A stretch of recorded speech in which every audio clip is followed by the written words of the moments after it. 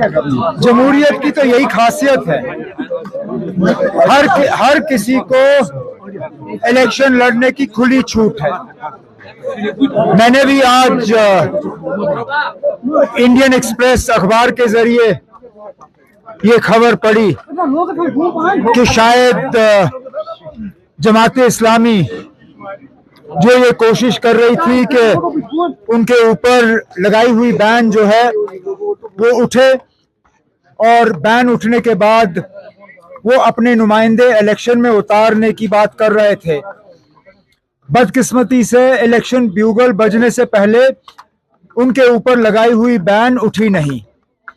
आज अखबारों के जरिए ये खबर आई है कि शायद वो अब इंडिपेंडेंट जो है कैंडिडेट्स उठाएंगे।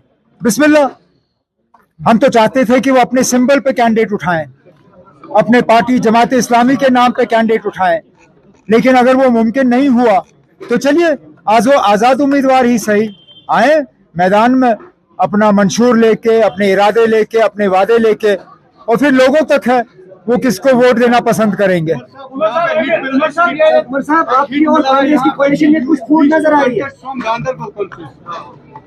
मैंने तकरीर में इसके बारे में बात की। मैं अभी इस पे और ज्यादा बात करना मैं नहीं पसंद करूंगा। तंजीम की तरफ से फैसला होगा, वो फैसला आप सुनेंगे। साहब ने बोला है कि जो आपकी है, किसने कहा? मैं दिल की गहराइयों से होम मिनिस्टर साहब का शुक्रगुजार हूं कि उन्होंने हमारे मैनिफेस्टो का जिक्र किया। नहीं तो कहाँ हम छोटे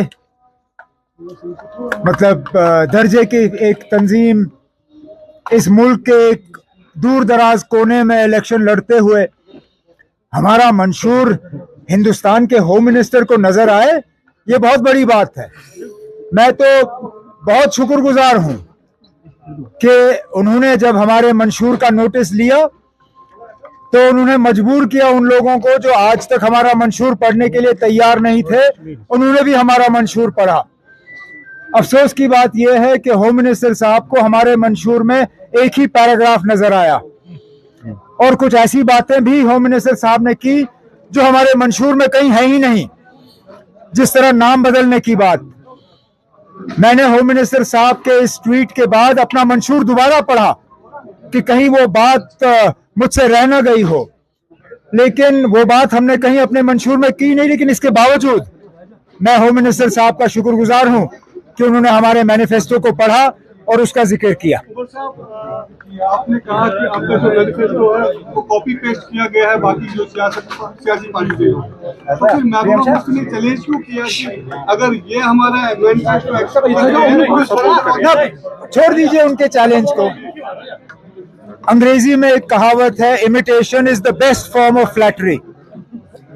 उन्होंने हमारे मैनिफेस्टो का नकल करके हमारी तारीफ की, हमें फ्लैटर किया, और ये साबित किया कि सबसे बेहतर और सबसे उम्दा अगर किसी जमात के पास आने वाले 5 साल के लिए एक प्रोग्राम है वो जम्मू कश्मीर नेशनल कॉन्फ्रेंस है। चले